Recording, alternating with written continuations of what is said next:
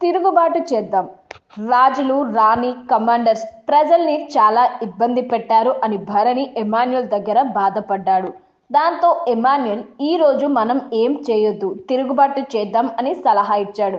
Food ఉంది, అది తినేస్తారు.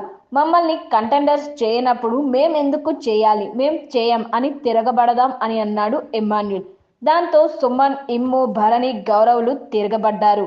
ఇక డమాల్ పవన్ తనుజ దగ్గర కూర్చొని క్యారెక్టర్స్ ఎలా ఇచ్చారో అర్థం కావడం లేదు, నాకెప్పుడు ఏం ఇవ్వడం లేదు అని తెగ బాధపడిపోయాడు.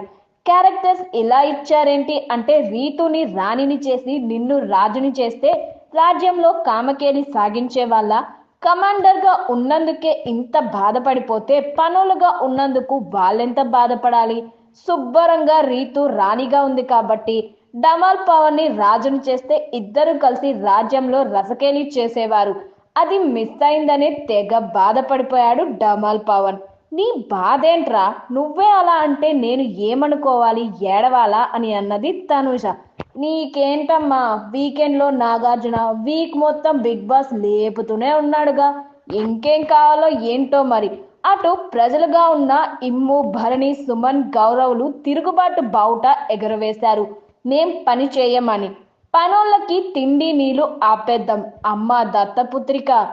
దాంతో బిగ్ బాస్ దత్తపుత్రిక తనుజ క్వీన్, కింగ్స్ దగ్గరికి వెళ్ళి వాళ్ళకి ఎవరో చెప్పి ఇలా చేయిస్తున్నారు, వాళ్ళకి తిండి పెట్టడం ఆపేద్దాం, ఫుడ్తో పాటు వాటర్ కూడా ఆపేస్తే మన దారిలోకి వస్తారు అని చెప్పింది. అయితే తనుజ మాటల్ని వినిపించుకోకుండా ప్రజలకు న్యాయం చేద్దాం, వాళ్ళకి మనతో పాటు తిండి నీళ్లు ఇద్దాం అని డిసైడ్ అయ్యి నీళ్లు పట్టుకొని వచ్చారు.